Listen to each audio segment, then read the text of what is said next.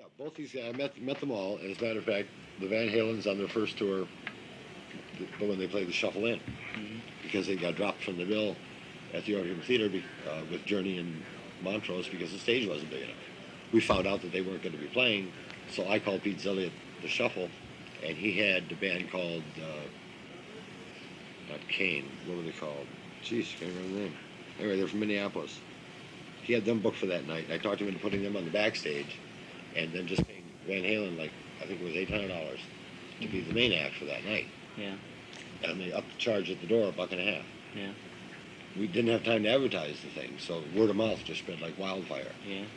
An hour and a half before the show started, the Shuffle In was jammed. And the Warner Brothers rep that was with Van Halen started yelling rip-off. He says, "You only paying us $800? There's 1,000 people in this place." And they paid $3.50 to get in. I said, "Listen, man, if I had made that phone call, you'd be sitting at the Sheraton running up a bar tab. Yeah. And that's all you'd be doing. So you got nothing to complain about."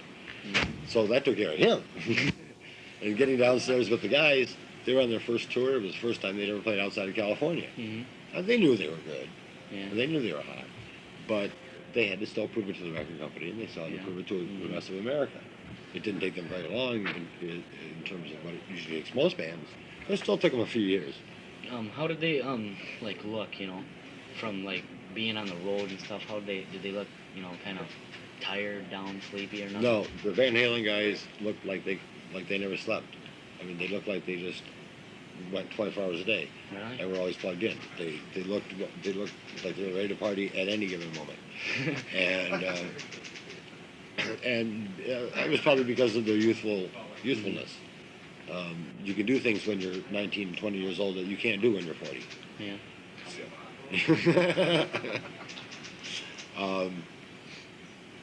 But even so, I don't think the only time any of them were out of my sight for the whole time they were at the Shuffle In was if I went to the bathroom. And the strongest drug that was ever anywhere near that band was a bottle of Heineken, because you cannot go out and get drugged up and then go out on stage and blow people away with your talent. Yeah. You just can't do it. Yeah. You're not in touch with yourself. You're not going to be in touch with your guitar or your drums or whatever. Yeah.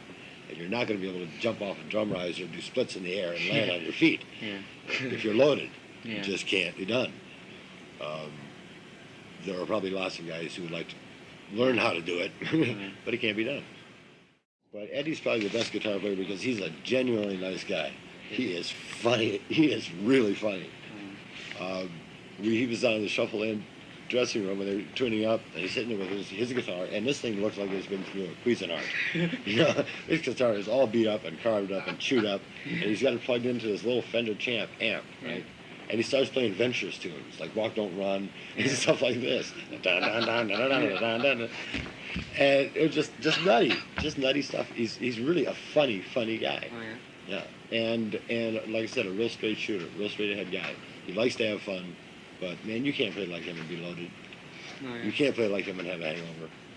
You got to be thinking about what you're doing all the time. Even with, if you're born with 99% of all the talent that exists, you're going to have to use it and be able to keep track of it. So, again, that's one of the reasons that I respect him. And David Lee Roth. Yeah, Roth is the epitome of the American dream. He's a multi-million-dollar corporation run by a schmuck. David Lee Roth has never wanted to be anything but a rock star. Yeah. And that's what he is. He's always said, Eddie's the musician, I'm the rock star. And he is. And he's successful at it. David Lee Roth is a straight ahead and an open book. There's no secret to what he does. But he always... But people dislike him because he's so open about it.